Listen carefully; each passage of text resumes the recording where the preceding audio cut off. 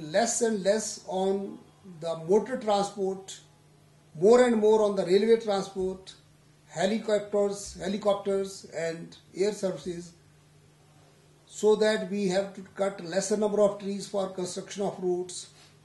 We have more of tunnels to save the ecology. That's my dream, because what we had got, that was a beautiful green Himachal when we were born.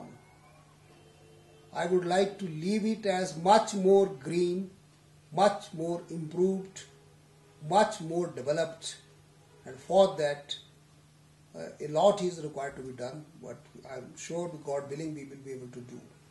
Sir, have you spoken to the defense ministry, because this idea of being able to defend India's borders, it is imperative, as you rightly said, that the Chinese have laid rails everywhere. The entire border, entire Tibet is all railed. Yeah. So they can move very quickly, large amount of troops, military personnel, everything. Whereas in India, if we are going to move that amount by road to these places,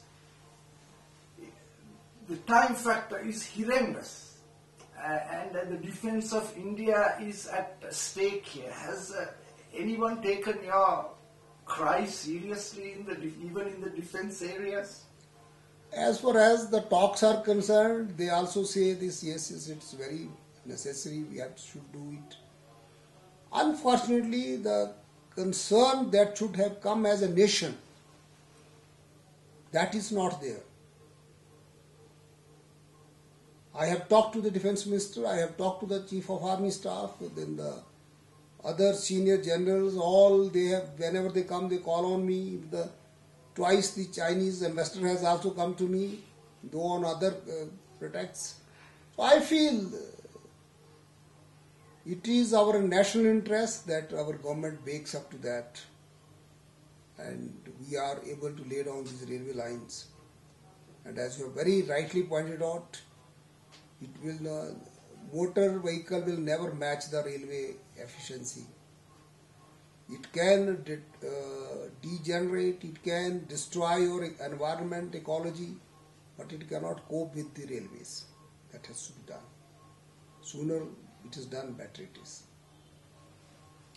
Now, something else, there is lot of Indians come to Himachal to see the snow, and they go straight to Solang, and there is only one road, and it is extremely congested with rows and rows of taxis going up there. And I noticed in my observation, the snow point keeps receding up to a point that now you have to have horses to go up to see this, touch the snow, whereas when you go 10 years ago, you go 24 hours throughout the year, you can touch the snow by the roadside. Is there any plans to take alternative paths, or divert this ecological damage, because the roads are also being continuously degraded because of wasn't designed to take so much traffic up that way? They are trying to have ropeways, and we are trying to make people conscious of the fact that instead of using private transport, use the public transport. Then to save the roads, we are also in agreement with the army that a wave bridge should be there, so that very heavy vehicles do not go. All these measures are there, but the topographical conditions, that's not very easy to construct more and more roads. It is only the lovers of nature, they should know that they should walk on foot, spare more time to go near there. Everybody wants to go, just touch, go in his own personal vehicle, don't spare. They don't want to, as the famous poet had said, nobody has time, they have little time to stand and stare. They have this time to walk, stand, stare and enjoy.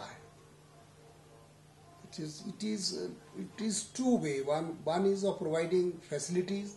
The second important is that people to be educated also, that they have to save for what they come to enjoy. I go to see the snow, but if I destroy it, that I don't deserve to see it again.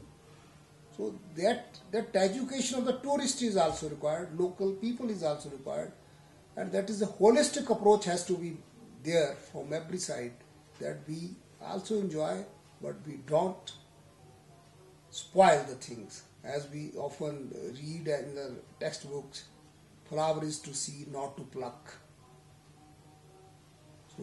So, taking this point up, I briefly spoke to you about this imperative urgency of education.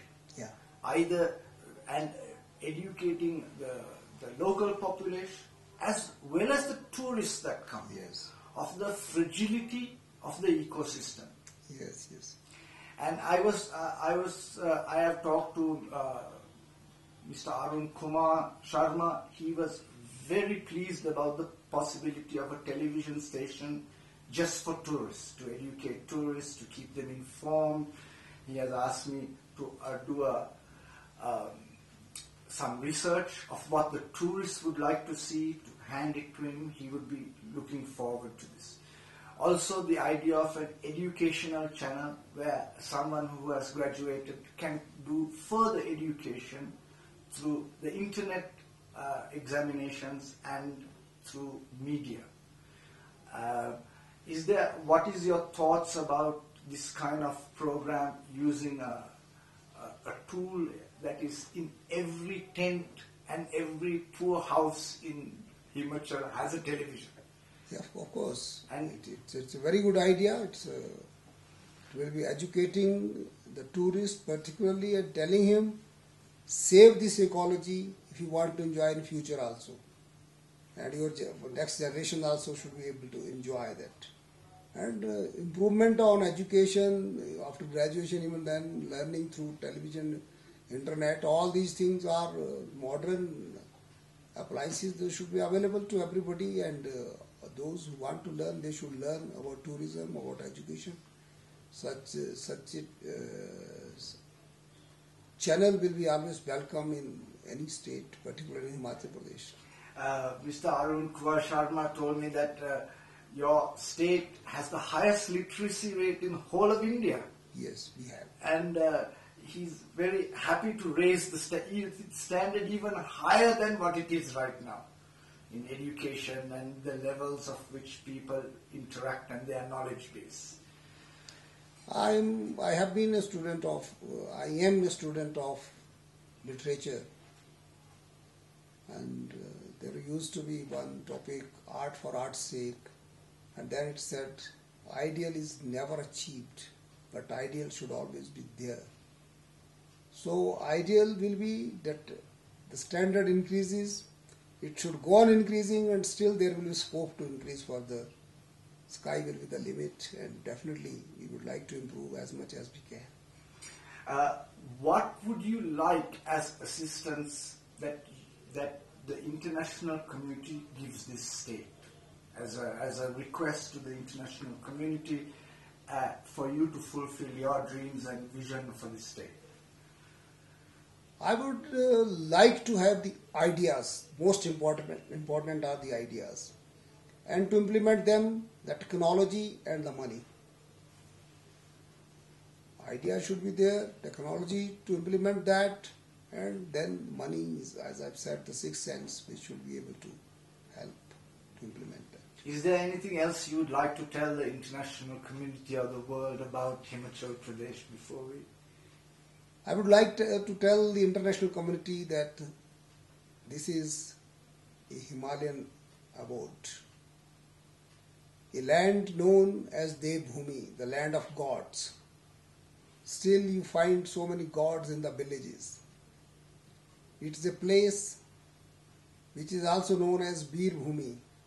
We produce the largest number of soldiers to the Indian army. A large number of martyrs who sacrifice their life for the country, to save the country. It's a place worth visiting. Gods also visit this place. Why don't you come to Devbhumi and Veerbhumi? Enjoy yourself. This is the must in your life. Thank you. Thank you.